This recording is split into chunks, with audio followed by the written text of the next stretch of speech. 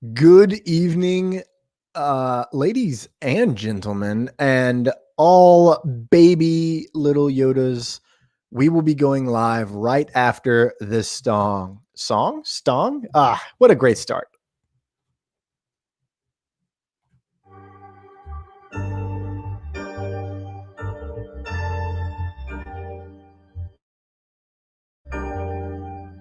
If I had an opportunity to let these little young sahabs know something, to take care of y'all bodies, you know what I mean? Don't take care of y'all chicken. You feel me? Don't take care of y'all mentals, because look, we ain't lasting that long. OKC, I'm a tad bit eclectic. Thoughts tangential and heretic. Sprinkle ADHD and my dreams become prophetic. Best in overdoses, suicides and wedding dresses. A curse that devolves and messes, or a gift that truly blesses. Visions of a future of successes. Yet me, none of these ladies are impressed with. Girls be thinking I'm obsessive or I'm thirsty. How do I tell them I feel unworthy? They say the grass is always greener on.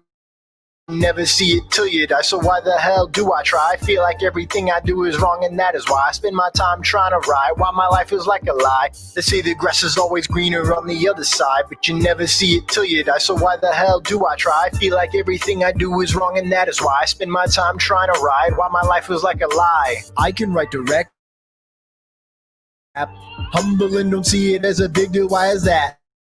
Beaten, battered, made to sat and play by myself, yeah, it's whack. See, I grew up lonely and sad, got angry like my dad, spit venom like my mom, and grew to hate myself along the way. I never learned the social skills to play in the world, but shit was just a fad. I finally gone full mad. They say the grass is always greener on the other side, but you never see it till you die, so why the hell do I try? I feel like everything I do is wrong, and that is why I spend my time trying to ride, why my life is like a lie. They say the grass is always greener on the other side, but you never see it till you die, so why the hell do I try? I feel like everything I do is wrong, and that is why I spend my time trying to ride, why my life feels like a lie. Imposter syndrome makes me mope.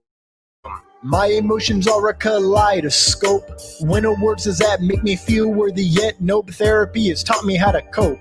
Damn. I've learned it can't be done by smoking dope, Or getting blackout drunk like a trope, or meeting women to unrobe and probe, or getting busy cause it makes my heart want to explode. Damn. I've learned you just gotta meditate when damn, you feeling angry and you straight hating. damn, Life and your friends think you're flaking. damn, If only they could know why I'm debating. damn. If only women knew what I was waiting. Tell them.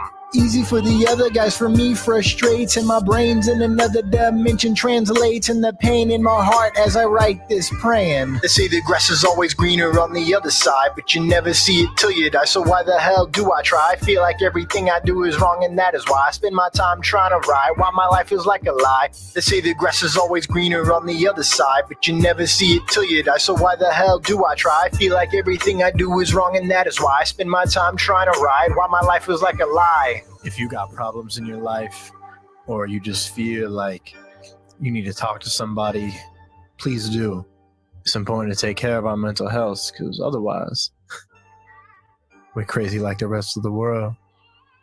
I hope you find peace and love.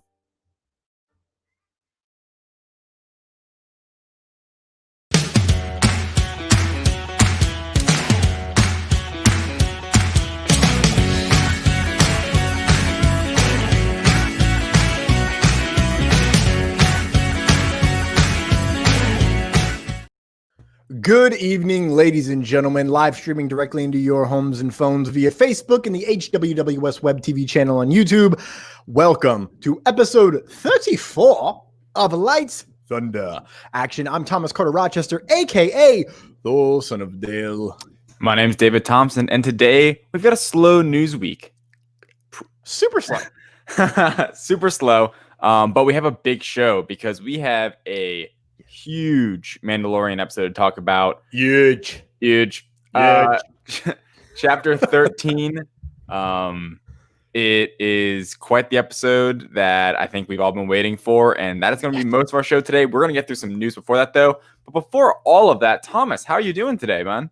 I'm alive, brother. We made it to. Is today Monday? Today is Monday.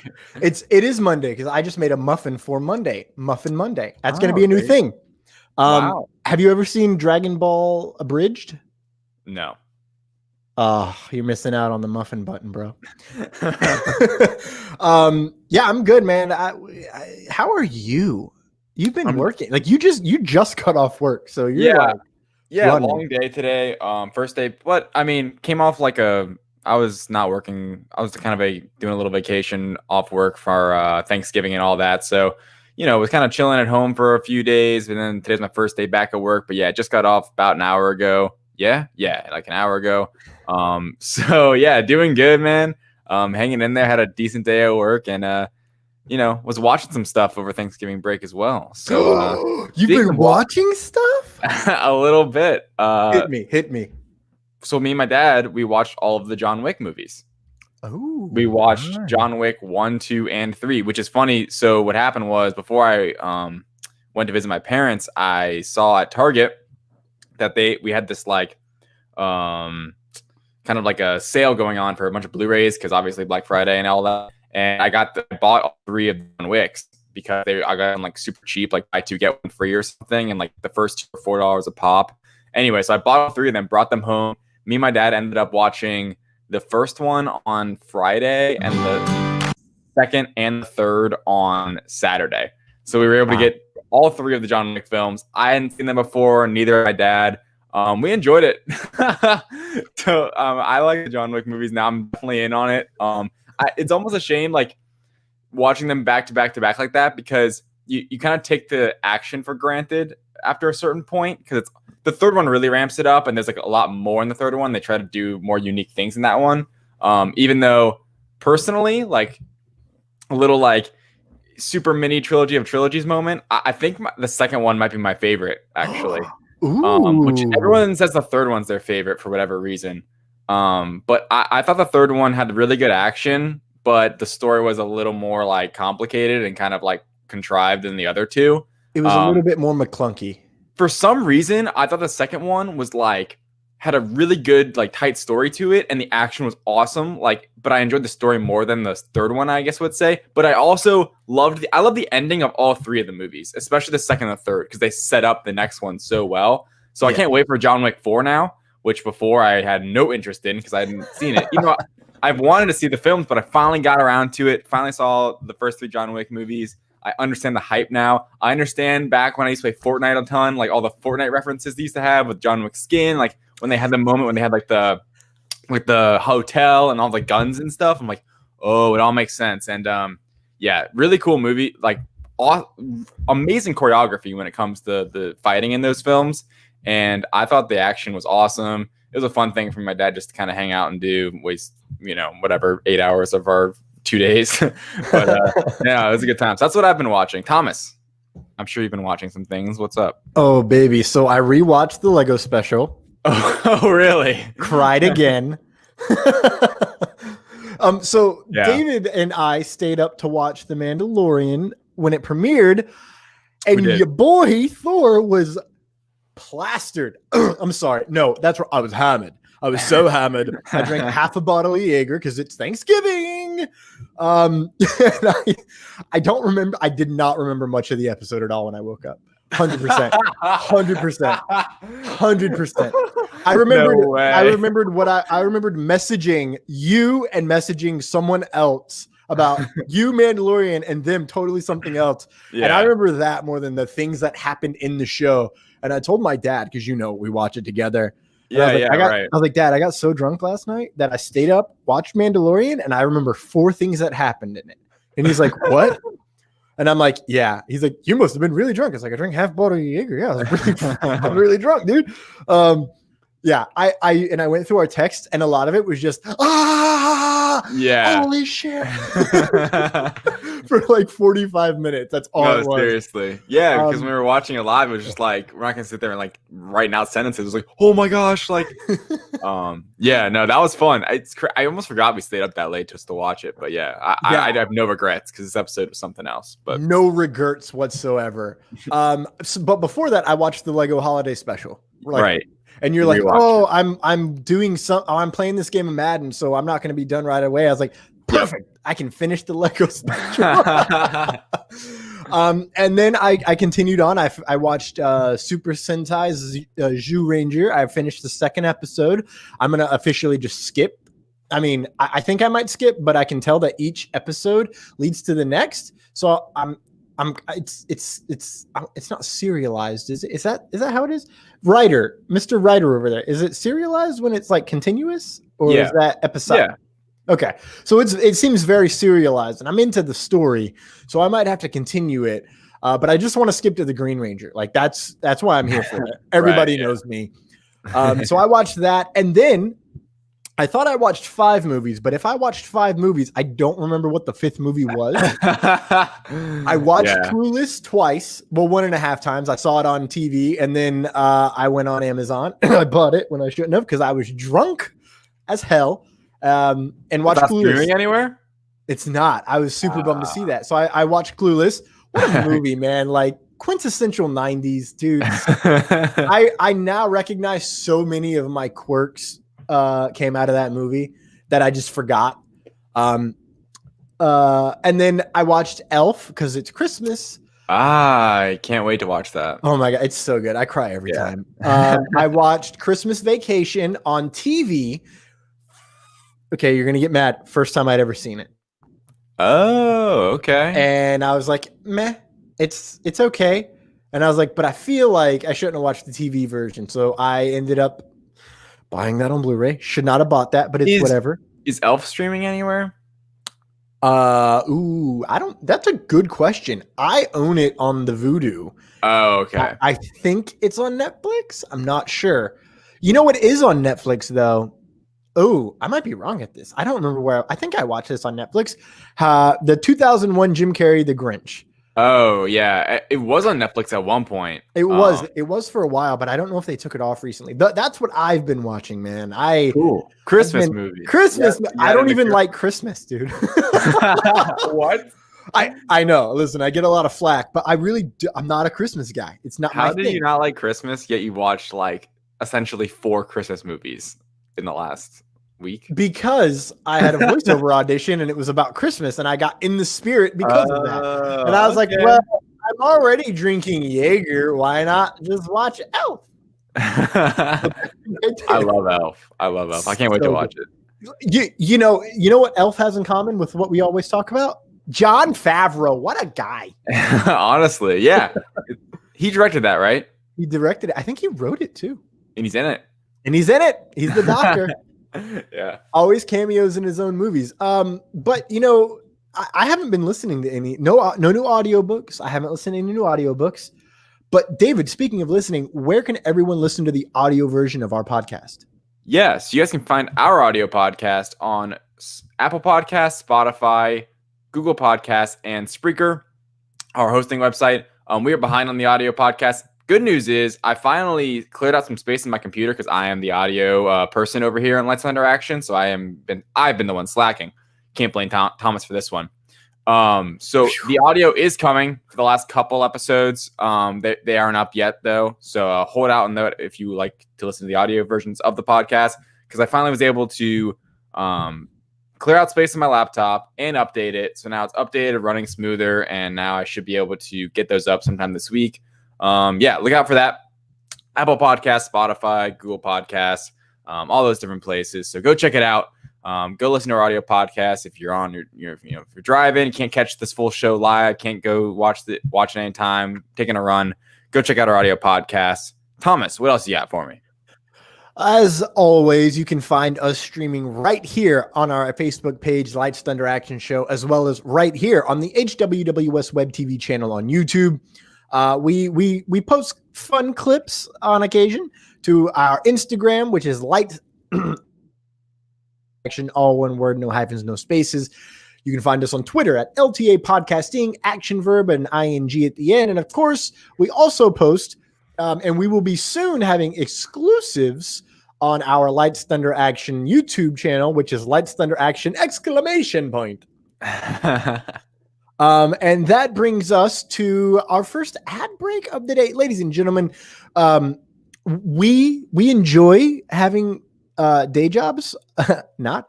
So we're hoping that we can make this our full-time gig soon. And we can do that with your help. And what would you get if you sponsored us? We would create an ad for you. We'd do the voiceover. We'd do all the hard work for you. And it would look something a little bit like, I don't know, this. Reels and Heels is a podcast that discusses movies, television, wrestling, and more. With a rotating guest list of friends and filmmakers alike, Reels and Heels salutes the creative arts of all kinds. Join Brian Winzeloff and Nicole Jobin live every Saturday at 2:15 p.m. Eastern Standard Time for Reels and Heels. Which brings us to everyone's favorite part of the day. What the news?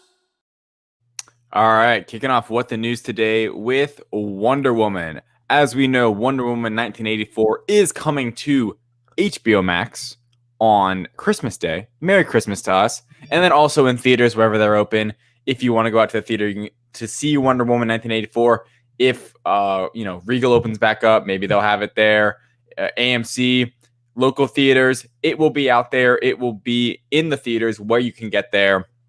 Wonder Woman is coming. And we have more news on top of this now. So obviously, as we know, in the US, HBO Max, day one is going to have Wonder Woman on Christmas Day. It'll also be in theaters, right?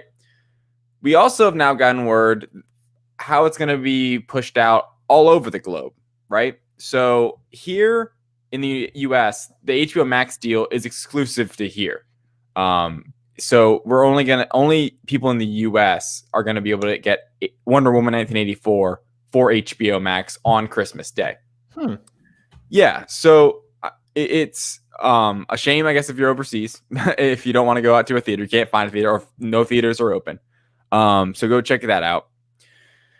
But so in other places, it will be heading to theaters overseas starting December 16th. And that isn't everywhere. There's a whole list of the dates and the times, but starting, it actually will be coming out earlier overseas in most places.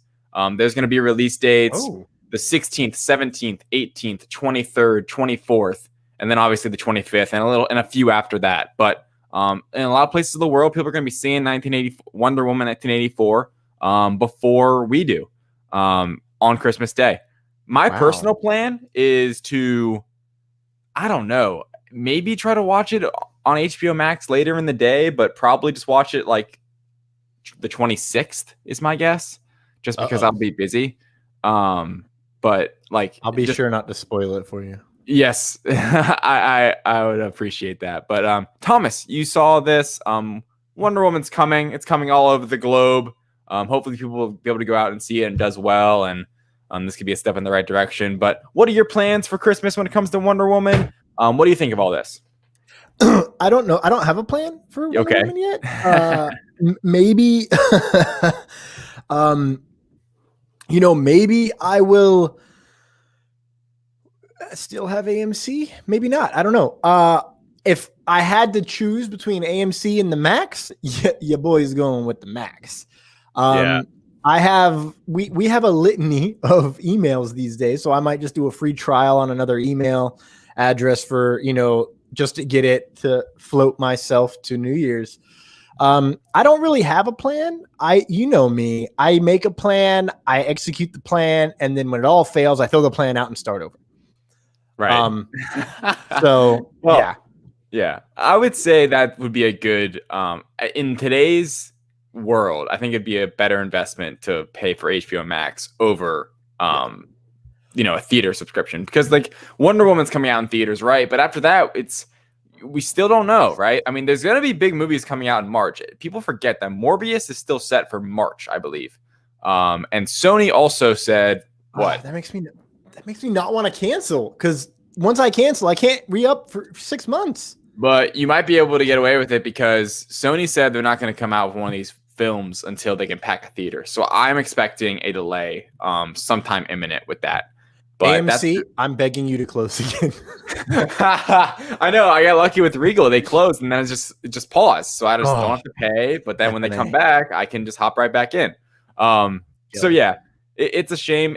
I think I'll definitely watch it on HBO Max, because maybe if I'm in Melbourne, there's AMC's there and I could just like go out and just pay for the ticket. But I don't even have an HBO Max right now. But like you said, it's easy to get a free pass just to watch the one movie. So anywho, I think that it's going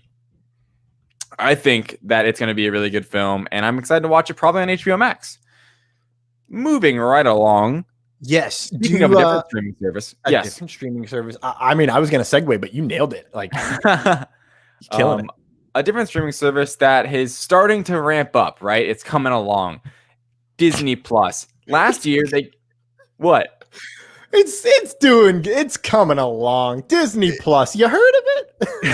Well, I don't know. More than The Mandalorian should be on there soon. And The Mandalorian's clearly doing well from all accounts. I'm sorry. I'm dying. Disney Gallery, which you loved, I enjoyed too. For season 1 of The Mandalorian came out. It was about 6 months after the original season came out last year, or I guess it was this year, right? It was this year, March-ish. Right. So Disney Gallery comes out. It's a full deep dive background on the making of The Mandalorian season 1. It's awesome. It's great for film fans. It's great for people that like love to want to be in the industry, want to see an insight into the industry and just how that show was specifically made. It was also especially cool because of the what'd they call it? What's the name of the crazy volume? The volume, yeah, the volume. And then it was the George Lucas like sandbox or something. Yeah, the George's Garage. George's Garage, yeah, I like that one more. Which was this crazy new technology that now other films are going to be using, especially I think some Marvel films, just the Disney connection there. Thor, yes, Thor: Love and Thunder is going to be using the volume. So really cool technology that was shown off in the Gallery season 1. Now we're getting a new report that is saying that Disney Gallery, The Mandalorian for season 2 is set to come out potentially it's set to come out in Australia on Christmas Day. So that's it, in Australia. That's the report. We don't know about the United States yet, but this is a good sign, right? Because last time during the last rendition or the last round of Disney Gallery, we had to wait months for it. So this report saying that in Australia, it should be coming out on Christmas Day. No word yet. Which is exactly 1 week after the season ends. Yeah, so it'd be really close. And I think that's smart, especially with WandaVision coming. What if they pushed WandaVision because they had 4 weeks of the Mandalorian Gallery that they're going to put out? Yeah. It's not even 2 or 3 weeks. Like, they only have a couple things they need to talk about. They don't need to talk about the technology. They're going to talk about Ahsoka. And according to what we've heard so far, they're basically going to talk about the second half of this entire season. Yeah. Because the word on the street is, holy shnikes, it's going to be lit. Yeah. So those are your full thoughts on Disney Gallery 2 coming. I'm excited that we'll get it before like months later, even though I guess part of me thinks, hey, you watch all of Mandalorian, enjoy that, watch some YouTube videos, still like be running high off that. And then months later, it's like, oh, right, you get reminded of it. But I think it's a good idea to keep those eyes on business-wise, keep those eyes on the streaming service. People are going to be so invested in Mandalorian by the end of the season. They're going to want to get more. And throwing out a behind... Over there, to your left. Throwing out a behind-the-scenes, season of Disney Gallery, I think will soon after the season, maybe even a week later, like it says in Australia, could keep people invested and could make people click more on Disney Gallery than maybe did last year. And maybe they saw the numbers and were like, we could do better. So. Yeah. And honestly, I'm just super hyped because I love BTS stuff. I mean, it's obvious. I love this bloody show. I paid for I paid for the most expensive thing when I had disposable income, and I'm not going to lie. I'm super happy I did it. Zero qualms about that purchase, which we're not going to say his name until we get to that point in the show. Yes. Speaking of points and a show, we had an anniversary like yesterday, right? Or is it today? Yeah, an anniversary of a show being canceled and some rights. Oh, you're speaking of Daredevil. Yeah. The Daredevil. Yes. Daredevil. So Marvel's Daredevil has been, obviously Netflix had a full 3-season arc of Daredevil along with some other Netflix ran Marvel series like, what was it? There was Iron Fist, there was Luke Cage, Jessica Jones, which I particularly liked. And then the Defenders. The season of the Defenders, which I didn't watch. Oh, good on you. The only Marvel shows I watched on Netflix were all of Punisher. Daredevil, Punisher. Yeah, Punisher. Right, forgot about that. I actually never watched the season Punisher, or the Punisher season. I watched the Punisher in Daredevil, but I never got to watch. I don't know. He's got 2 seasons, bro. Really? Season 1 is fire. They were pumping those out, right? Oh, yeah. I mean, so Luke Cage, I watched the first season of. I really like Jessica Jones, especially the first season of Jessica Jones was really good. That was probably my favorite season of all of them that I've really seen. Because I never saw Daredevil season 3. I didn't watch Luke Cage 2, Iron Fist 2. Didn't finish Punisher 2. I just ran out of time. Yeah. And I was like, I'm not as invested in these as I once was. Yeah, I would say Daredevil. It went 1 was really good, 2 was pretty good, and then 3 was again really good. So I really enjoyed the Daredevil shows. Like, I wish they had made more, and so do a lot of fans. That's what this news is coming to us, where the rights have now reverted back because Marvel's like, we want out of this Netflix deal. We want these characters' rights back. And the problem here is, so recently, Deborah Ann Woll, who plays Karen Page. Karen Page, thank you. She plays Karen Page in Daredevil, and she recently tweeted out just a photo of it's like a little cute. She tweeted it out. You can go check it out. It's a cute little photo of her and her castmates, sitting, and it says "Justice Never Stops," and it says Nelson Murdoch and Page, which obviously that's from the show, and them all being lawyers and associates. Anyway. And she just tweeted out and put a heart on it, and that was it. And it's really just showing there's been a lot of support for these characters to come back, because people love Daredevil specifically. Like, people aren't really calling back for any of the other shows to come back, but except especially Punisher and Daredevil. Those are the 2 everyone is unanimous on. And like Charlie Cox, especially as Daredevil, they want him back. Here's the problem, right? Netflix show, like, they were the showrunners on that. Like, Feige had no hand in it. No one from like Agents of S.H.I.E.L.D. had a hand in it. Like, that's kind of the issue where Jeff Loeb, who was running the TV division back then, he had his hand in it. Okay.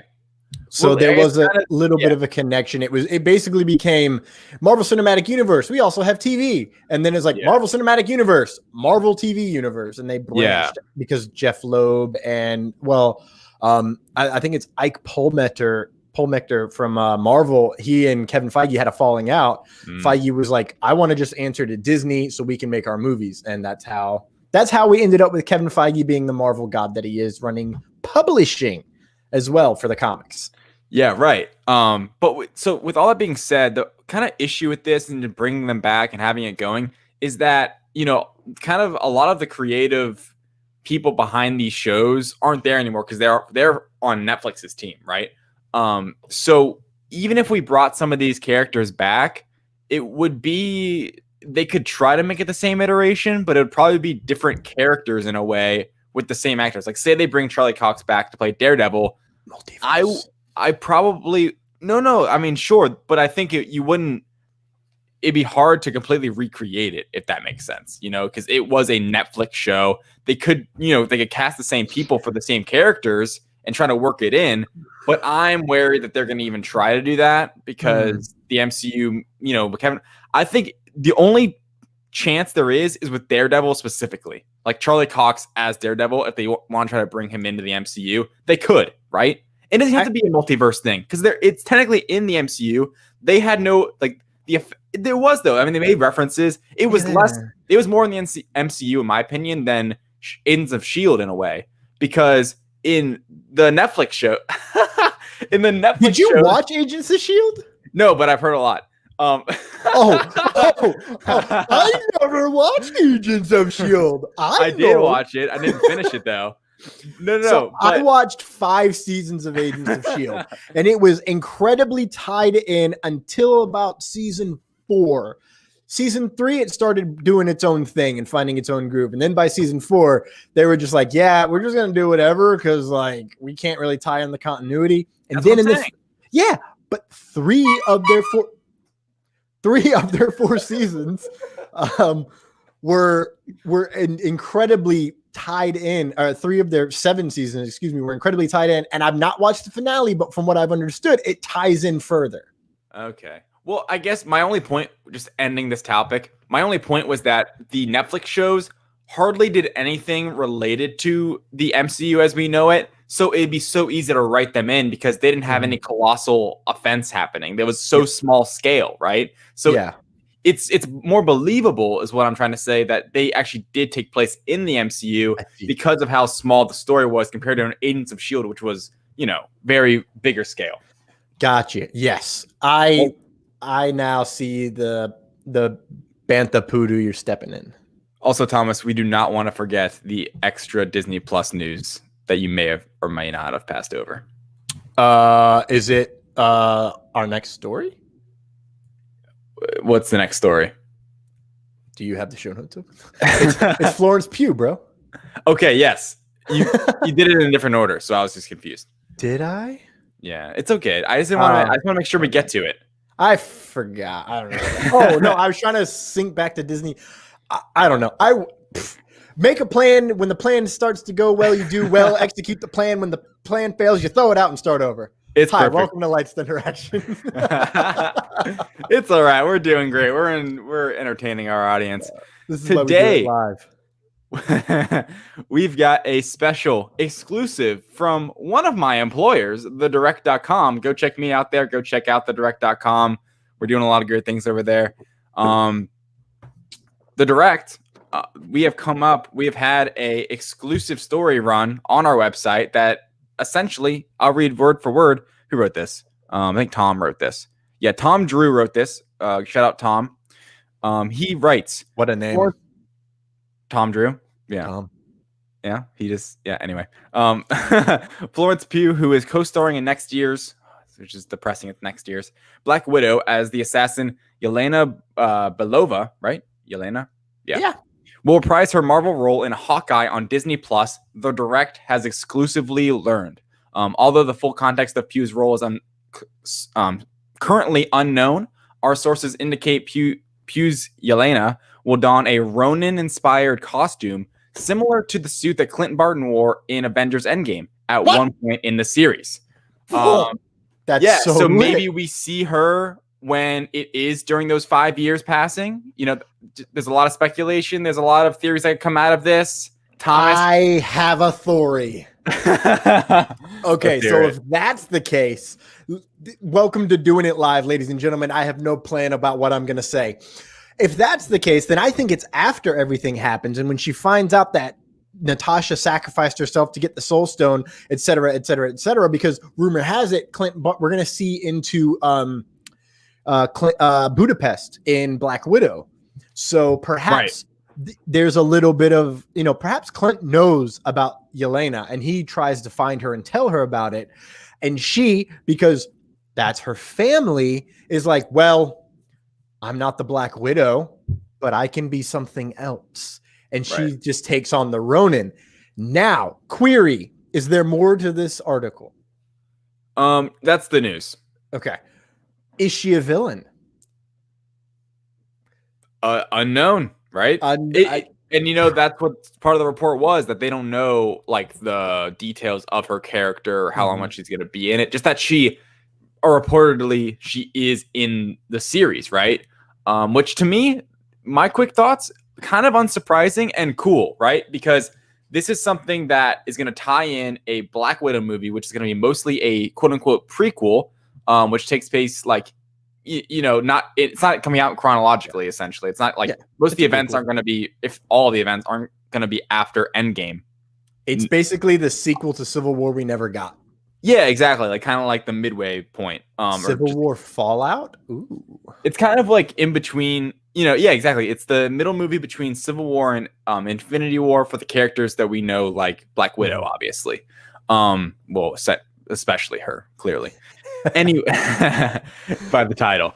But this is cool because obviously Black Widow, Natasha Romanoff, and Hawkeye, Clint Barton have had a great relationship in the MCU that we know and love, and it's been a what's the best word I'm looking for? It's been a tentpole of the MCU so far, storytelling wise. Their relationship, especially in the Avengers and Civil War, It's a really big part of the, of the story so far in the MCU, and a connection between, Natasha's sister and Hawkeye would make sense.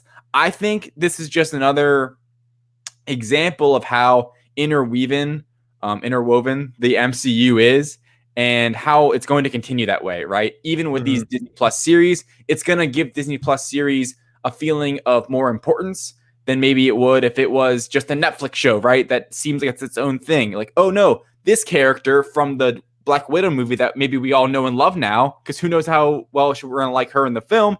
Boom, she's going to be in Hawkeye with, with Clint Barton and Kate Bishop, and it'll be awesome. So I think it's really exciting news. I think it's more, we're going to see more of this, tie-ins and Easter eggs and people from the movies in the shows. And I think these shows need it to give it, I don't know, I guess the importance that they deserve. So those are my thoughts. Characters deserve the space to breathe.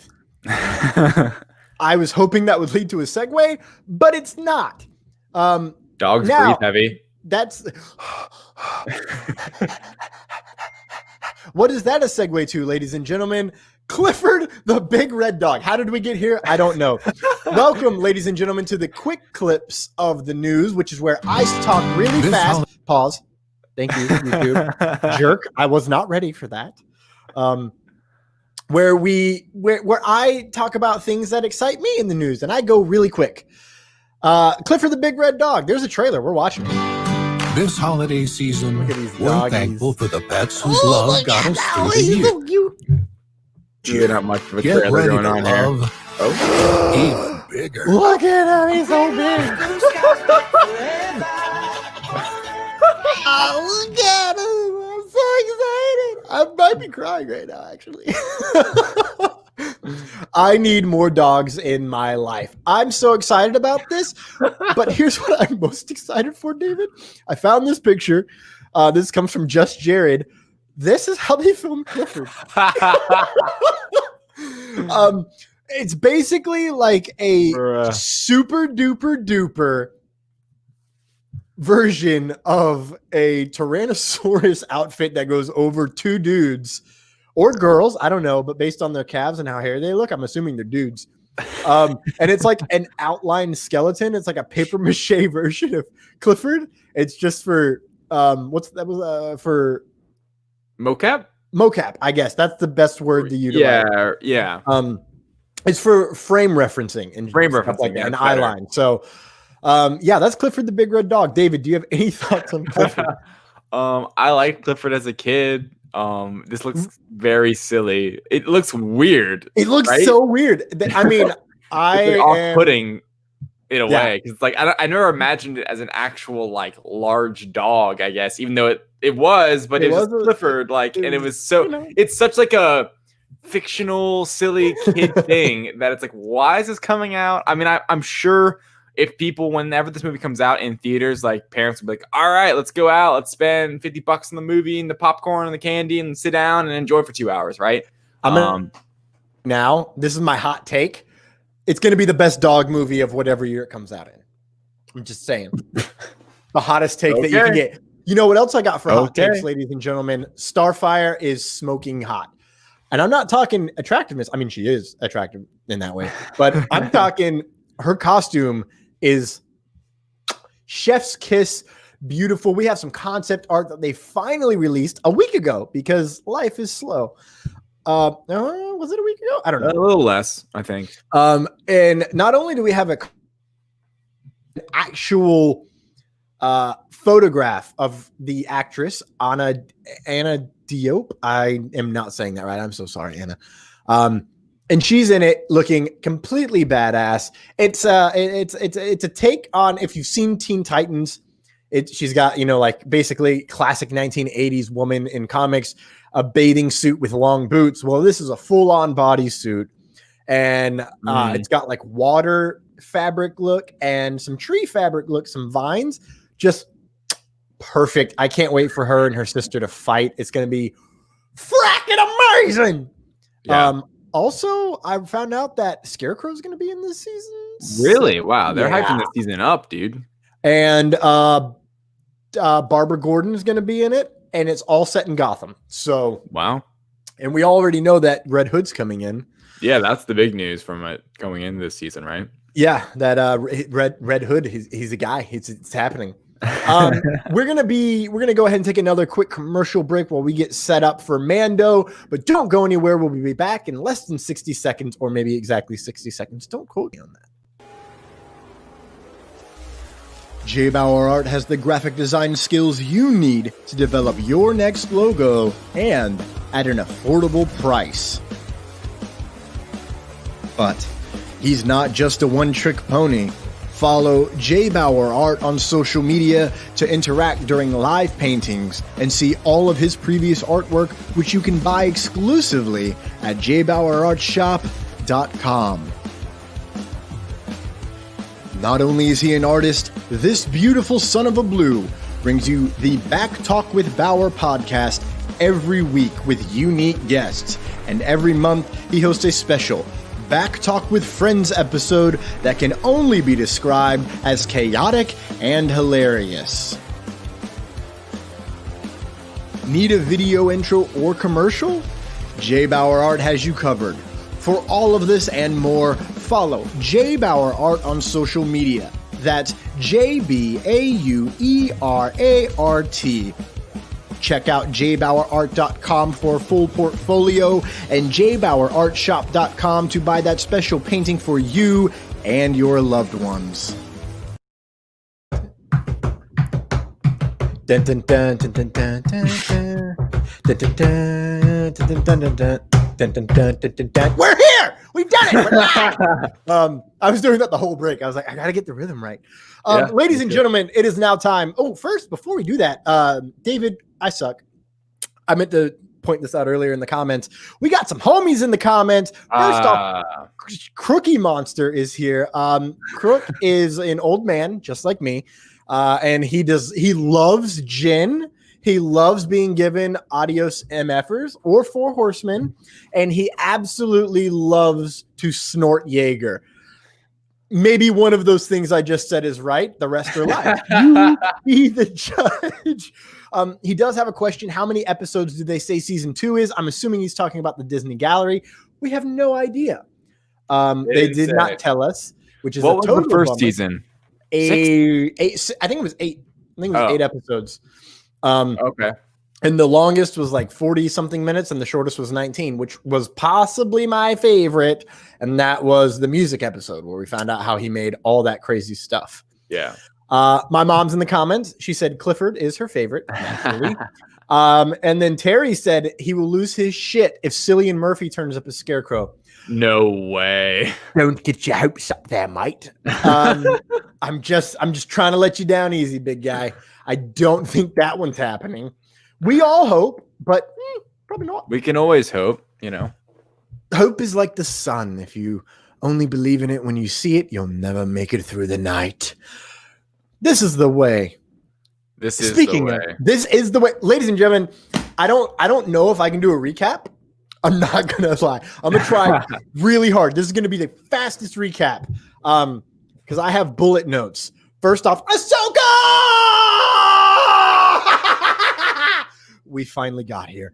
I mean, literally the beginning of the episode, that's the reaction. And it's brilliant, right? Like, that's what they need to open it up. They need to just be like, this is the Ahsoka episode, period. And it kind of worries me, actually, that this is but I have some thoughts. I obviously have a lot of thoughts. But, like, so many. This is, like, the Ahsoka episode where I think, I'll just say it. Like, I think this is where we're going to see Ahsoka most in The Mandalorian. And I think we're going to get a spin-off Ahsoka show. I think this episode is a clear indicator that's what's happening. Right to the fan theory. I love it. Right to the fan theory, especially we're going to talk about it later, but with the Thrawn, mention and Easter egg of just him mentioning Thrawn, I think that is going to be a whole, like, that's not going to be a Mandalorian storyline. That's going to be an Ahsoka storyline in her own series. That's just my opinion. I have a rebuttal. And I thought of this rebuttal earlier today, and it came out of nowhere, and it freaked me out because I can't believe I hadn't thought of. I have to refilm my Thor stuff because I thought of this, and I'm like, this is 1,000 times better than anything I said in this stupid fan theory section. It was basically just me yelling about Ahsoka for like 5 to 10 minutes. It's fine. So we get Ahsoka right off the bat. She's kicking ass. She says, you'll tell me what I want to know. And she's like, no, I won't. And then she goes away. And first off, she disappeared into the Force, it seemed like. Is she using the world between worlds? These are questions I have. I have no answers, ladies and gentlemen. David, do you know what the world between worlds is? Is that thing from Rebels? It's a thing from Rebels, baby. That's like one of those things that I hear, I've read on, Wikipedia, and it's like, oh, Rebels, like, and I've never seen all of Rebels, so it's like that's why I knew. I just assumed. It's okay, anyway, man. You'll get there when. Is that the time traveling thing?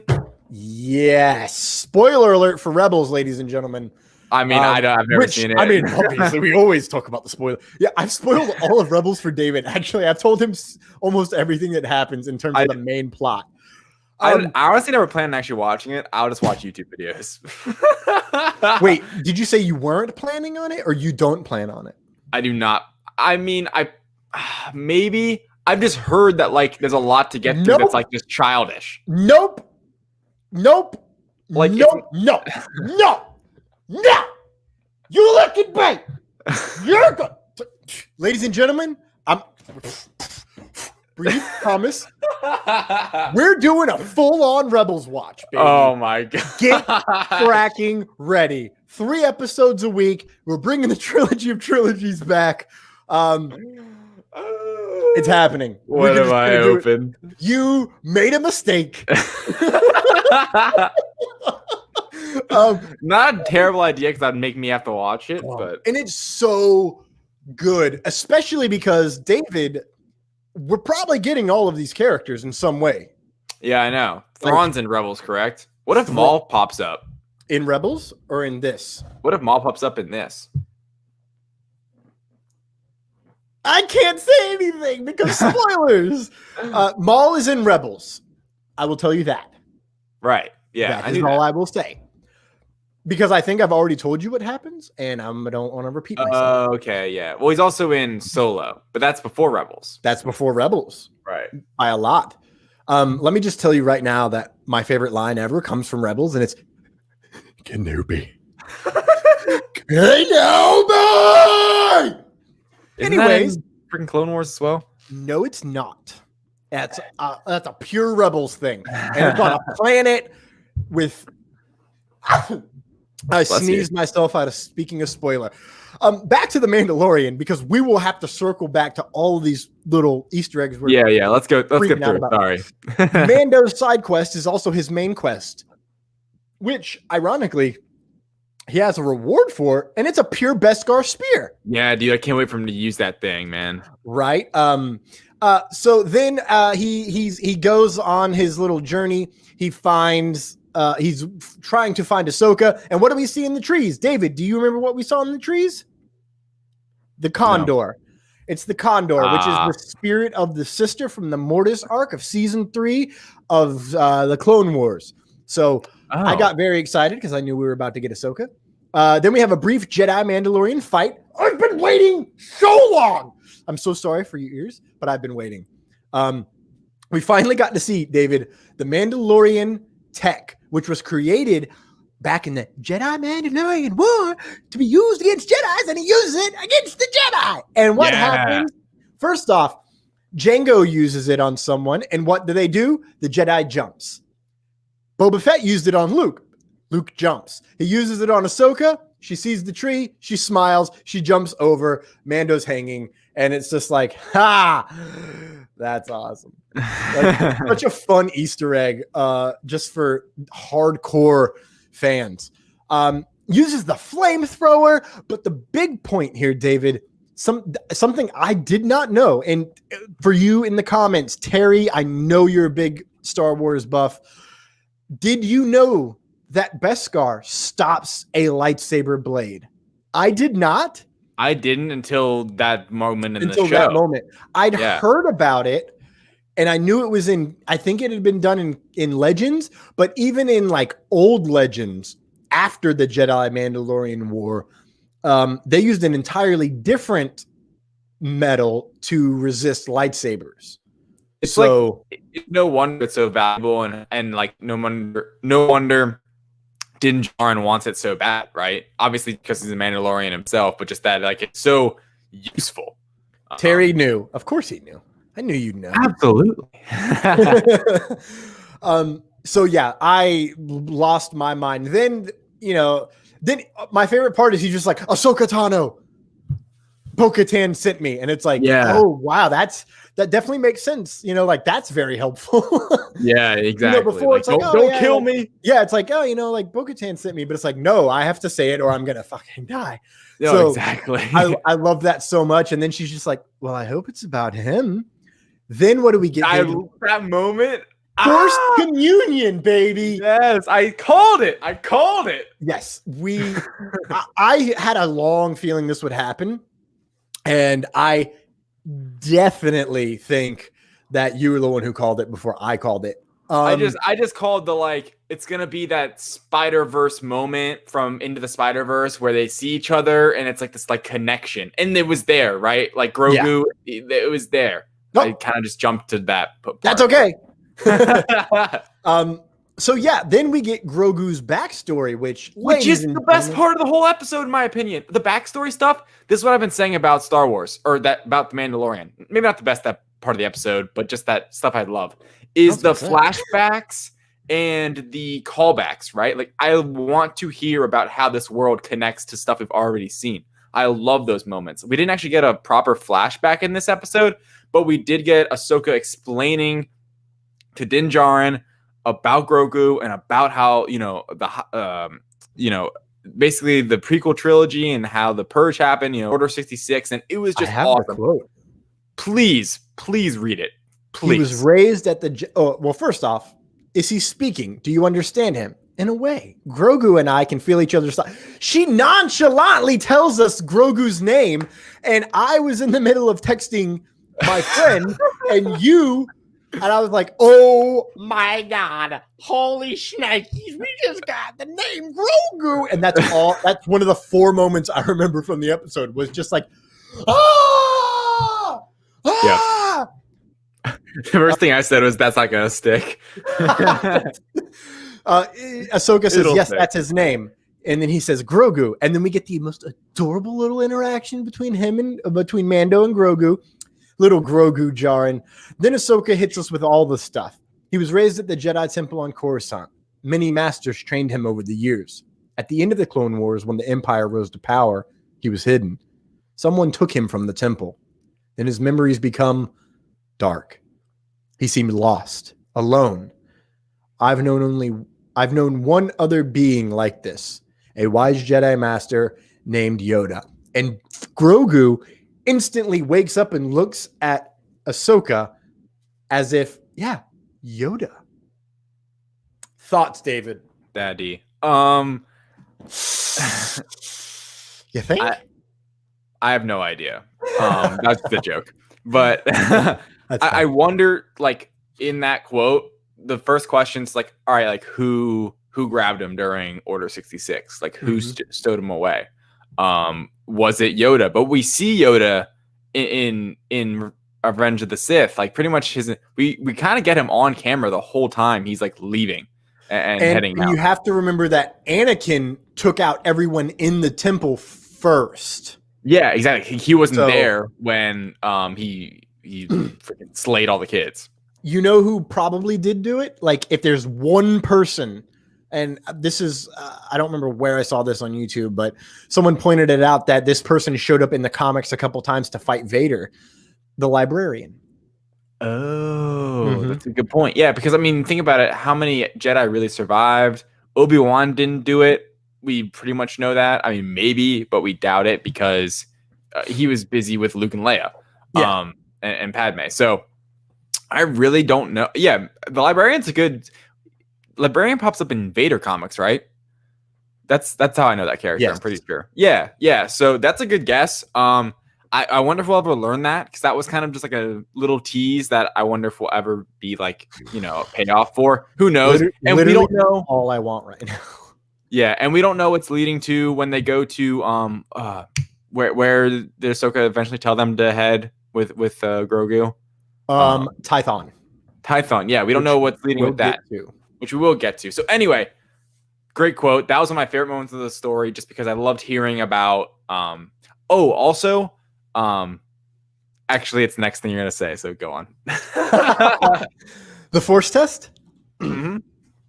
So she says, well, I'll test him in the morning, and we get this little force test, and I'm not finding where it popped up in the episode. I was hoping I'd find it, but it's just bloody well not happening in these quotes. But she says, there's the moment when she references Anakin. Yes, which we're going to get to. She tries to get him. She sends a stone his way, and then she tells him to send the stone back to her. Mm-hmm. He chooses not to. She walks up, takes the stone, grabs his hand, and says, I sense much fear in you, which is exactly what Yoda says to Anakin in episode 1. Yep. Is this important? Because after she tells Mando to try it, and Mando, she says, connect with him. He uses the little gear knob, and he says, Grogu, you want this? You can have it. He knows he likes that thing. And he snatches it. And then first off, Mando's like, he's like, yeah, kid. Oh, good job. I knew you could do it. What a dad. I know. What a Dadalorian. And then Ahsoka hits us with all of the stuff. He's formed a strong attachment to you. I cannot train him. What? Why not? You've seen what he can do. His attachment to you makes him vulnerable to his fears, his anger. All the more reason to train him. No. I've seen what such feelings can do to a fully trained Jedi Knight. To the best of us. I will not start this child down that path. Better to let his abilities fade. I've delayed too long. I must get back to the village. And then he just goes, I was sent to destroy you. But who cares about that crap? That's not what we're here to talk about. We're here to talk about mother effing Anakin getting a reference and the chef's kiss of acting from Rosario Dawson. Dude, in this moment cannot be praised enough, because you instantly just see it in her eyes. Did you know, David, that she actually was in acting school with Hayden Christensen? That's the picture came from that's been popping up around. They had class together and they went to school together. And I think she knew him around the time he got cast. I think they were still in touch, but that came in later. That picture came on later on. And so it's like these two actors who had class together had a connection, because they were in a movie together as well that now I'm not remembering the name of. Shattered Glass, I think was the name. Actually. Oh, Shattered Glass. Yeah. She was in that. She was in that. Oh wow. I haven't seen that movie in years. It's a good movie though. Remind me to look at that Timothy Zahn quote, because he's the creator of Thrawn, and we'll get there when it matters. So I learned about that in Vanity Fair. I got the two. Variety Fair. Variety Fair. I read that in Vanity Fair today, which is where my mind blown moment came from. Yeah. Then we get the city siege. I'm not gonna lie, this is just quintessential Star Wars. But the thing that stuck out to me the most during this lead up before Ahsoka battles Morgan Elsbeth is the magistrate's name. Is she got to slice a droid, and we got to see it in live action, bro. Yep. I mean, just Ahsoka wielding both her lightsabers in live action was amazing. The one shot of her pulling them apart. Oh my god! That is a specific homage to something from Rebels, right? Yeah, I saw the side by side video on Twitter. You need to watch this show. It's okay, ladies and gentlemen. I will learn him the way of the Rebels. The best part about Rebels is you don't realize that it's actually going to set up a bunch of stuff that you're just like, oh wow, I didn't anticipate that. That's how good Rebels is. It started out as like, oh, this is a fun show. Legitimately, I was like, I'll watch the first episode because I caught it live, and I was like, oh, record, and I missed like the opening segment, and then I recorded the second re-airing where they added Darth Vader in with James Earl Jones voicing him, and I was like, whoa, that's the beginning. And then I found out years later it wasn't. But I watched that show from the beginning because I happened to be scanning on my TV guide and was like, oh look. I'll watch this Star Wars show and see if it's as good as Clone Wars. Right. And I was like, well, they hooked me. They Do you like hooked it better than Clone Wars? They're two totally different vibes. True. For sure. But it is as good as Clone Wars. I will say. I think they're equal. They bring they're equal, but in just different avenues of what they do. But they achieve exactly what they need to achieve. She sliced a droid, and then we get Ahsoka versus Morgan Elsbeth, which I forgot this entire time to be bringing up these photos. This is where we learn that Awesome. Beskar, excuse me, it's not where we learn. This is where we're reminded that Beskar and lightsabers are a fun fight. And we find out that Morgan Elsbeth is a bad some bitch. Like, she laid waste for, and then really quick, this is the, I wish I'd had this already. And look at this picture. For you listening on the podcast, I'm sorry that we're not showing you pictures, but I don't know how to show pictures through vibrations. Yeah, I meant to put this back up. This is our Ahsoka show because that's basically what this entire episode was. It is. And then we get we just get it, dude. Now tell me, where is your master? Where is Grand Admiral Thrawn? I was so drunk, David, I did not remember the Thrawn thing. like I did, but I didn't. So when it happened again and I was watching with my dad, I was like, oh my God. You forgot. But I do, as soon as it happened, I was like, oh yeah, that's why I hurt my voice. Because I screamed for 60 straight seconds on one breath. Don't ask me how. Jaeger, baby.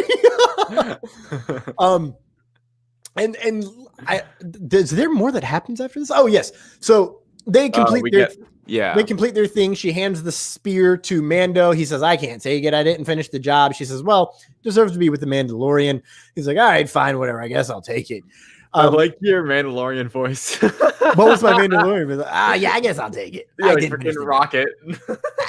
No, I can't accept it. I didn't finish the job.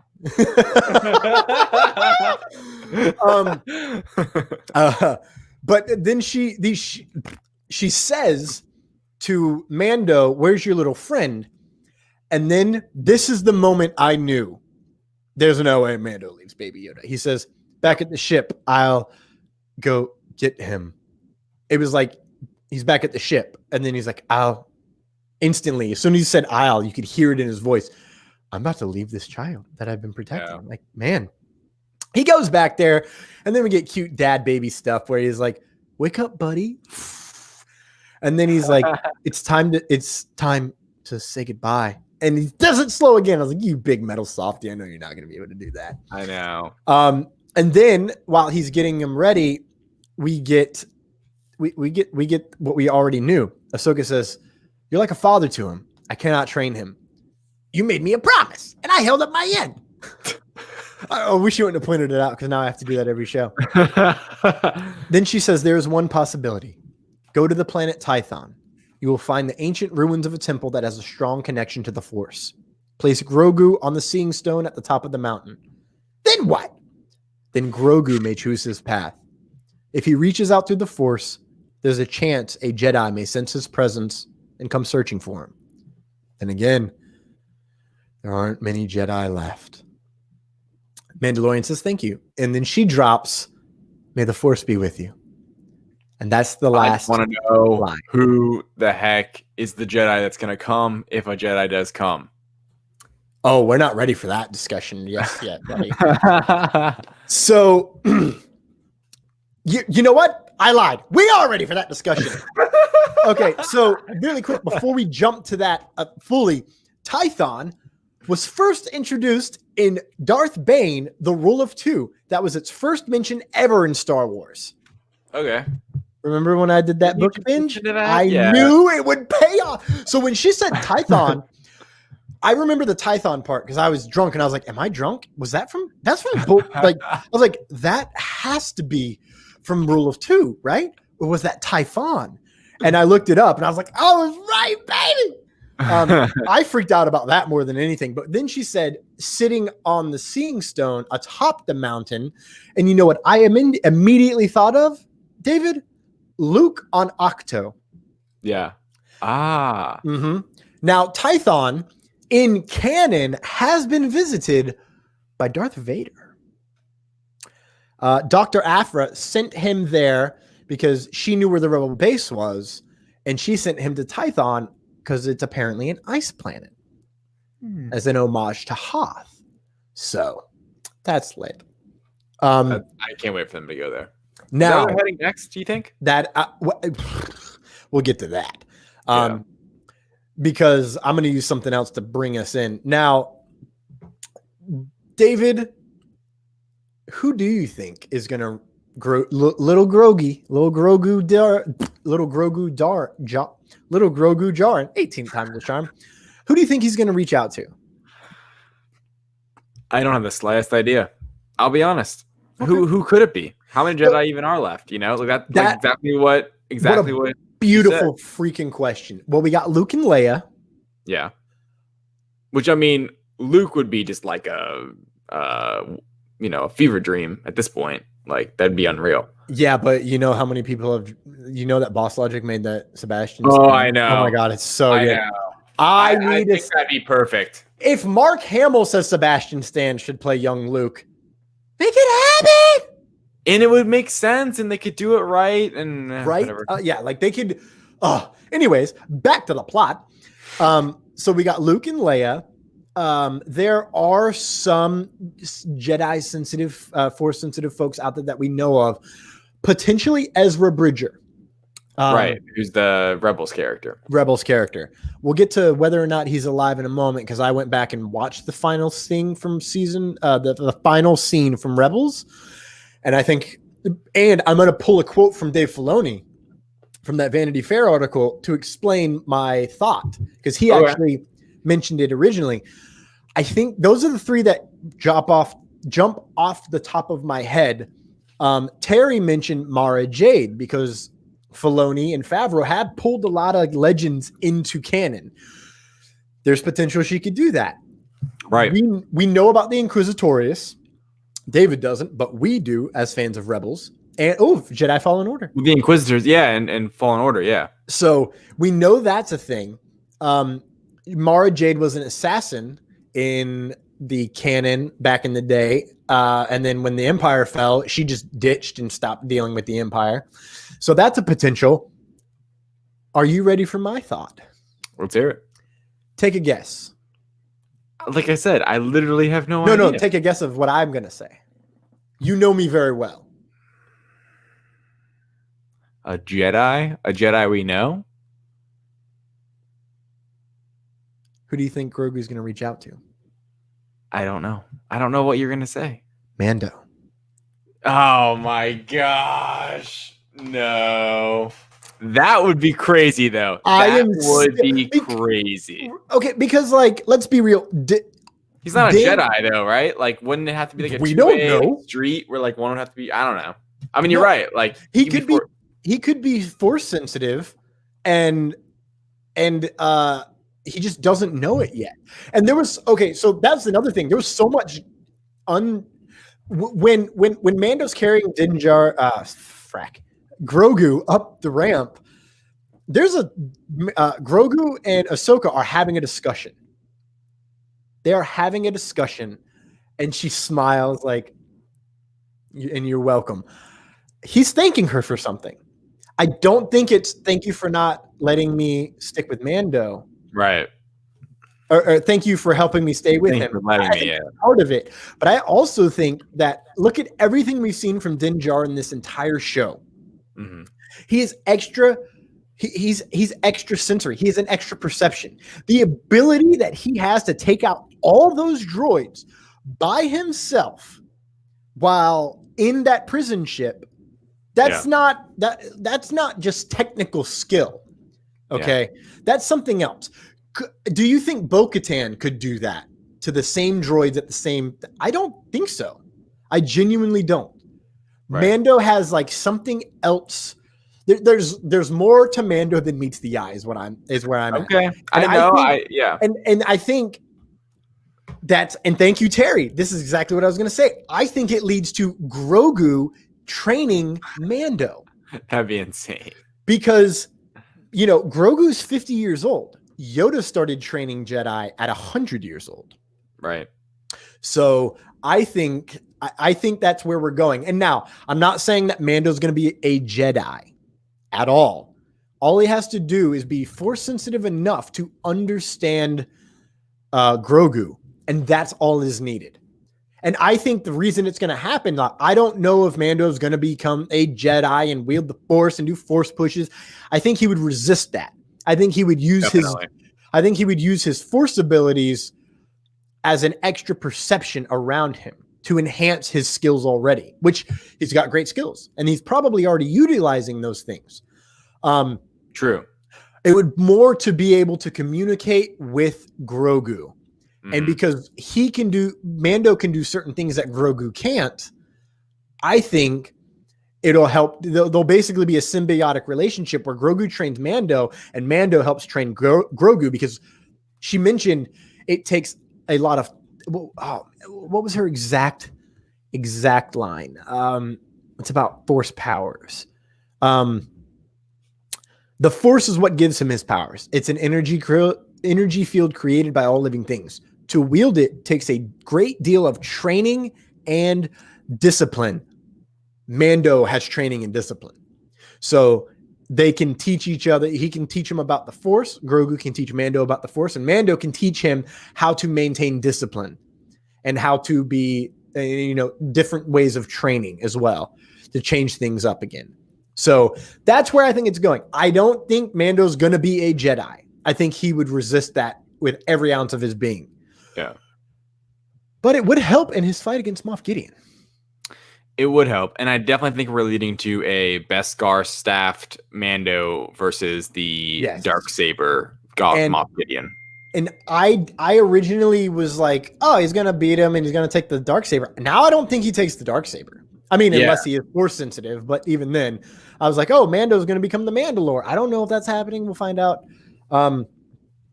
But the from Hal Hickel, the VFX director of The Mandalorian, sent out a tweet, and it is, y'all in for a roller coaster these last 3 episodes. Yep. #Mandalorian. Can't wait. Remember when I said after the Heiress that the format of the show might change? Yes. I'm getting this feeling that we might end up on Tython this next episode. I mean, isn't that their next stop? Because let's look at what happened last season, right? After episode 3, it was a let's bounce planet to planet. And then 7 and 8 was the main story with Moff Gideon and going back to Navarro. Yep. I think we kind of stick to that in a little bit of a way. And we go to Tython this episode 6. And then Moff Gideon shows up at the end of it. Because he is still tracking Mando and Grogu. Yeah, right. Exactly. So he could track him to Tython, show up at Tython, and then that's when it all starts. I was hoping we'd get to Mandalore at the end of this season. That's no longer an option, I don't believe. Yeah. So good thing to save, hold in the back pocket. It might even be its own damn show. Yeah. Another Easter egg that I wanted to point out before we moved on, we mentioned Fallen Order. Yeah. The hairstylist from The Mandalorian tweeted at the real Diana Lee Inosanto as Morgan Elsbeth, a.k.a. the Magistrate, one of the last survivors of Dathomir. Hair by me, makeup by @Hookup Tattoos. Yeah. Which is funny. And she ended up, she edited and changed the post. So she took away the Dathomir part. Oh, yeah. She did. Yeah, so she didn't so like I wrote in the article that it had been an Instagram post that has since been edited. That's by you. I did, David, you beautiful. You know what's hilarious, ladies and gentlemen? I sent David a tweet and then he sent me an article and I was like, "Bro, I just sent this to you." And it was the article for about the effects supervisor. Yeah. The Hal Hickel thing. So instantly I was like, "Oh, you sent me your article." No, my bad. I screwed up. David wrote this article, ladies and gentlemen. Go look for it. David, you got all the scoops, man. You're killing it. Bro, I'm working with a professional here, making me look bad in my Hawaiian shirt. Yeah, right.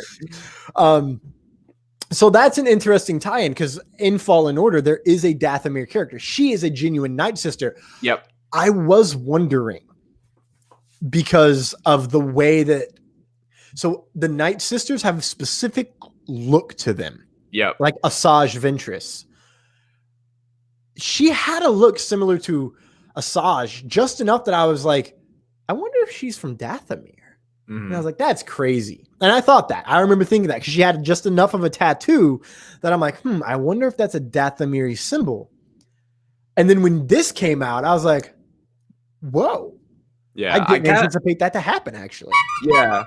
I speculated in kind of the final what this means section of the article, just saying like, just kind of explaining in how Dathomir is in Fallen Order, is also in Clone Wars. I don't know if I even said that, but I remember in Fallen Order just how it was like very dark. It pulls from the dark side for sure. About the Night Sisters and those speculation that maybe she could be one, or at least like, and it's unclear if Dathomir, who all survived, not many from the siege, but like it's unclear. And that, now she's working with the Empire, and, you pull it all back, and that her master is Thrawn, right? Yeah. We can assume her master is Thrawn. So how that all ties together is pretty interesting. But yeah, it's cool seeing these planets that are bouncing from, I don't know, piece of content, all around Star Wars. It's their world building is really, really, really starting to pay off across all of their platforms. Yeah. Like, and the High Republic starts January 5th, bro. Wow. Yeah, that book comes out, and I'm saving my Audible credits because I know that book comes out, and another one comes out. It's a young reader one, and I'm gonna get that book. I don't give a damn.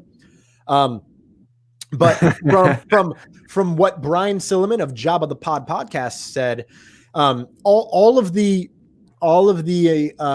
stuff has gone out. All those books have gone out, and the embargo lifts on the 14th of December. So that's when they can start really talking about it. He said this book is a movie, and I have a feeling that these books, this High Republic, is going to build to a film that is probably already announced, and we just don't realize it. So Terry McIver says all the Star Wars, hashtag all the Star Wars. Yes, Terry, that is how I live my life, in all of the Star Wars. All right, ladies and gentlemen, I've been delaying. Let's get to the big fracking kahuna, because it all ties in to the end of the episode and Thrawn. So in the Vanity Fair article, they talk about effing much. And it is just, it's really good. I read it today, and it is just so many good things from how they designed the mandrels to fit on her head. Why they did it a little smaller than they did in Rebels is because, well, practicality and just great things. The interviewer says that quest, we learn, is a search for the villain Grand Admiral Thrawn. The last time fans saw Ahsoka was this spring's finale of the Clone Wars, but in the actual Star Wars chronology, the last time we saw her was at the end of Rebels, venturing off with Sabine Wren to find Ezra Bridger, who vanished along with... I'm sorry, I don't know how to read, ladies and gentlemen. Who vanished along with Thrawn? Where does that scene fit in with where we find her in The Mandalorian? Filoni. Right, but no. It's an interesting one. That's not necessarily chronological. I think the thing that people will most not understand is they want to go in a linear fashion. But as I learned as a kid, nothing in Star Wars really works in a linear fashion.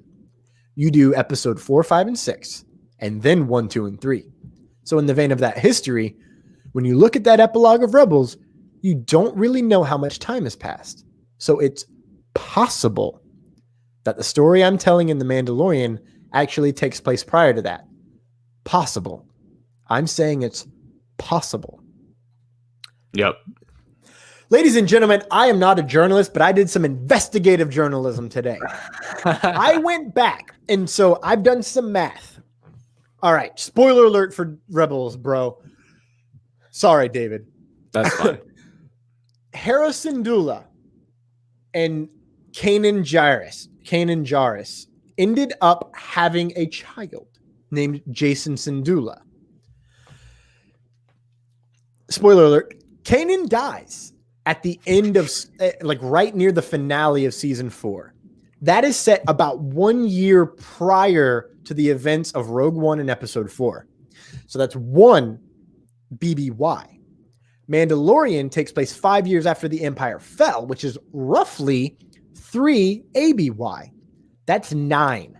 9 years have passed since Jacen Syndulla has been born.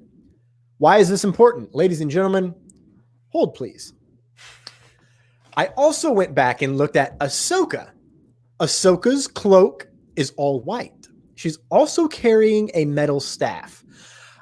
I think that staff is Beskar because she clanks it on the ground, similar to Elsbeth, and it rings in almost the same fashion. And her cloak is, as I said, all white. It's the exact same freaking cloak that she's wearing in this episode. If you look at it, it's the same. It's designed the same. It's built the same. You know how she had like 2 X's right here? I think I have a good photo of that. No, I don't. Maybe this will show it. Damn it. It doesn't show it. Sorry, folks with visual effects. I can't show it. She has, it's 2 X's like right here where it would be like a clasp. Her white robe is the exact freaking same. And she's looking at Sabine. She clanks that, nods her head, and Sabine nods back. This whole epilogue, we can't really tell when it takes place. Right. Jacen Syndulla, on the other hand, looks to be about 12 years old. He looks to be about the same, a little bit younger, than Ahsoka was in Clone Wars. He looks to be a little bit younger than Ezra was in the start of Rebels, and Ezra was about 15-ish. Okay. That means if Jacen Syndulla was born 1 year BBY, that takes place 3 years after where we are in The Mandalorian. So they know that Thrawn is alive right now. I think eventually someone, possibly Ahsoka, will find out Ezra is alive. Because if Thrawn's alive, Ezra has to be alive. And maybe that's what she's searching for Thrawn. She's heard he's alive, so she's trying to find him to confirm that he's alive, so then she can be like, aha, right. Now I know that I have to find Ezra. Mm-hmm. Where do I think Thrawn is? No one asked. Mandalore. What? Really? Thrawn absolutely loves art. Terry, can you post in the comments what you sent us earlier? Because I'm not remembering it currently. But Thrawn is a master technician. He comes from the unknown regions past the Outer Rim. Mandalore is in the Outer Rim. The Empire is staged in the Outer Rim. Whomever controls Mandalore, for the most part, can do whatever they want in the Outer Rim. Mm-hmm. Mandalore is the most powerful planet because of what they produce. Mandalorians. Terry, the bit of you described Thrawn to a T as a character from the EU when you and I were talking about it. I don't know why I'm looking over here like he's right there, but to me, Ireland is right there. So I think that to rebuild the Empire, we know that the New Republic will not venture to the Outer Rim. We know that the New Republic is not going to frack with Mandalore. So where would Thrawn be? Well, he needs to have power. He needs to have a staging area, and he needs to be able to have protection. Mm-hmm. No one wants to frack with Mandalore. I thought Moff Gideon was the Mandalore, but he's on his own. He's literally doing his own thing. And as the Mandalore, I don't think he would be so reckless to leave Mandalore, which means it's got to be someone bigger. Thrawn is that bigger. And here's what Terry said, ladies and gentlemen. Thrawn, as a character, is very much flawed, extremely smart, a master tactician in all aspects of war. Fiercely loyal to an ideology, and above all else, he's overconfident and full of his own self-importance, which is why he stands in such high circles in the Empire. He was created by Timothy Zahn in a book called Heir to the Empire. We are about to get Thrawn in the original era that he was created for in the books. Right. I know nothing about those books. I'll be honest. But I genuinely do think that if someone were to take control of Mandalore and take control of the rebuilding of the Empire, I definitely think that it would be Thrawn. Yeah. And then we have the possibility because and here's the key. If Ahsoka is looking for Thrawn, there it is. If Ahsoka is looking for Thrawn and Bo-Katan is trying to retake Mandalore, that ties in a way that we did not anticipate. And David, Bo-Katan Ahsoka reunion. Right. That's what I want to see. Exactly. Yeah. And that's what I want to see as well. I agree with you. This was like a backdoor Ahsoka pilot. It could be a show or a movie. I genuinely am not sure. It could be a movie. Like finding Thrawn to me feels like a show. Yeah. Once she finds where Thrawn is and retaking that, and if it is Mandalore, that is a movie. Yeah. The siege, the re-siege of Mandalore.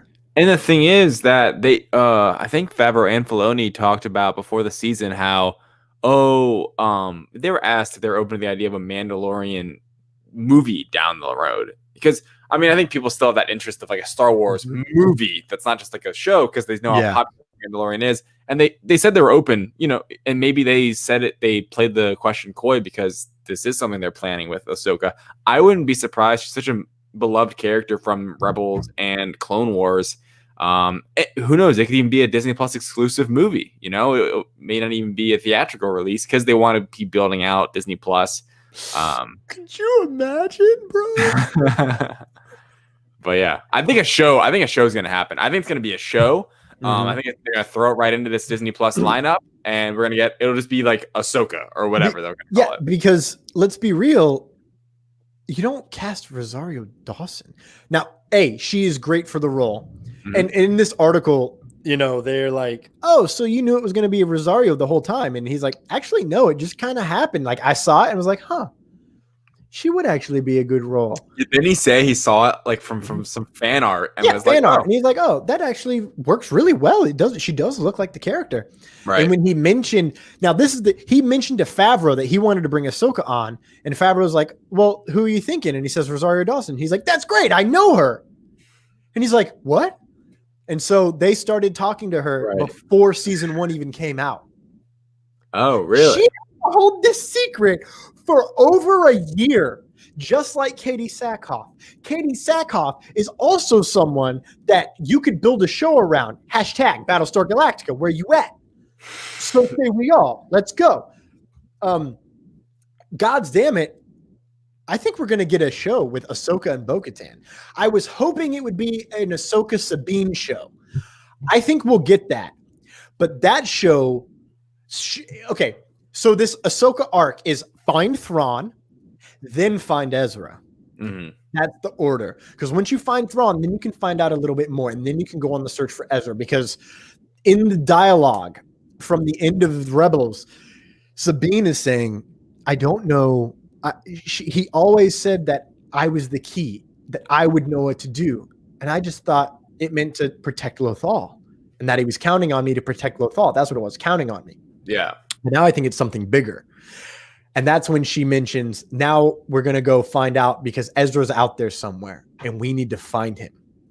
And that, ladies and gentlemen, is the final scene from Rebels, which according to my math so far, is after this. Give or take 3 years after Mandalorian. Maybe at some point it'll converge, you know? And literally, I thought about that today, so now I have to go back and refilm my entire ending for Thor Watches. 100%. I got the whole thing cut together, and I was like, dude, I'm speed doing this. Nope. Now I have to find time to film again. Yeah, right. I'm probably just gonna like do a post thing and be like, so look, guys, but David, do you have anything else about this episode or what you think is going to happen in the future?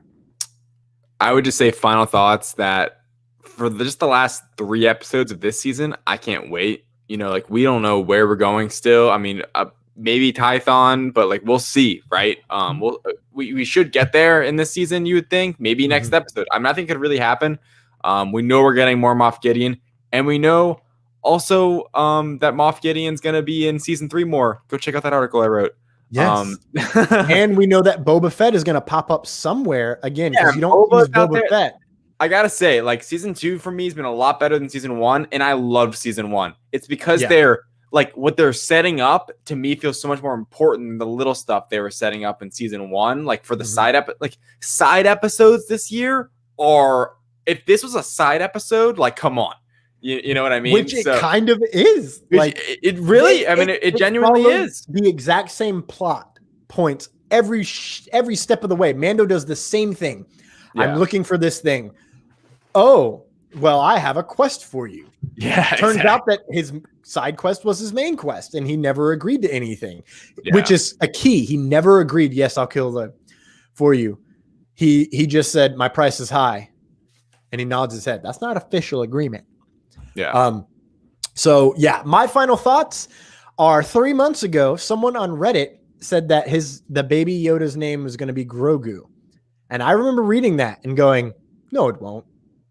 And then someone pointed it out that it was right. And I was like, son of a bitch. I know, it's crazy. The whole time. Like, hilarious. And you know what that tells me? Man. That tells me that someone on the show leaked it and I want them fired.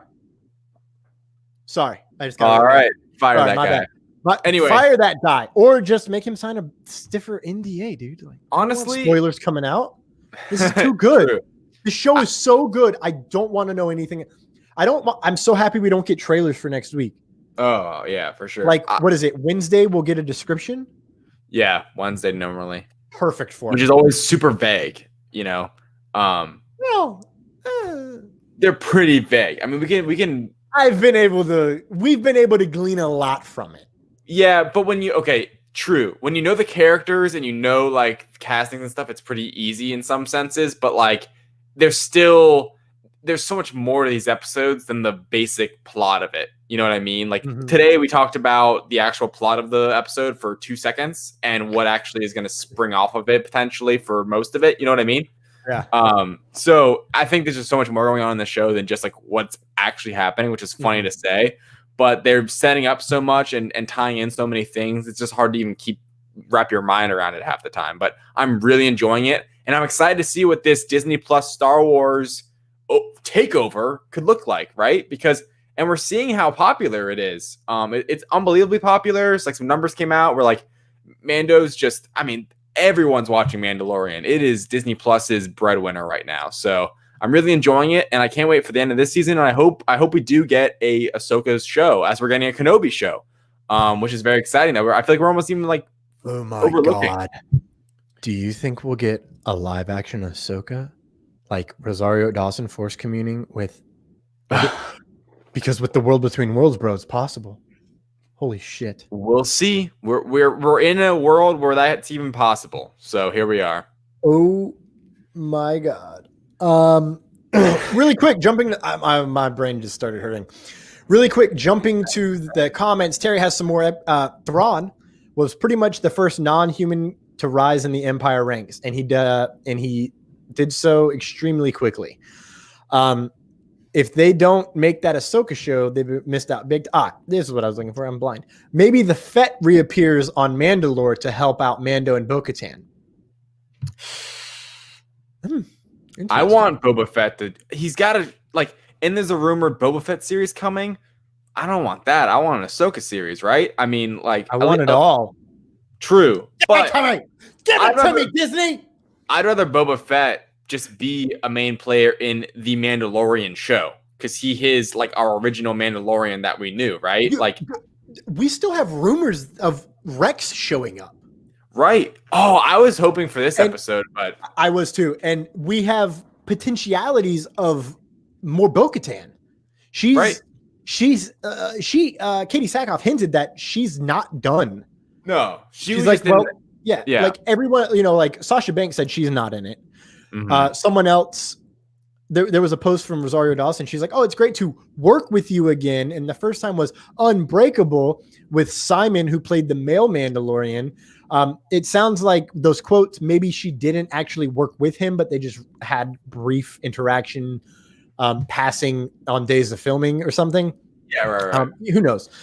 Terry, also, we didn't even talk about Michael Biehn being, he played Johnny Ringo in Tombstone. He was also in Aliens.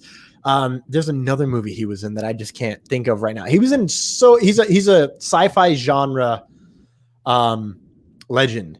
And Terry said Katie and Rosario both hinted at multiple episodes. We are way past the horn. Is it a horn? The honky honky. It's a bit of a horn. We're way past the horn here. So I'm so excited for next week, dude. Like, same, dude. Can't wait. I'm excited for every week from here on out, right? Like, even if it's ever like a dud, there's no way you can't be excited because you don't know what's going to happen. Terminator. That's right. He was also in Terminator. David, do you have anything to promote this week?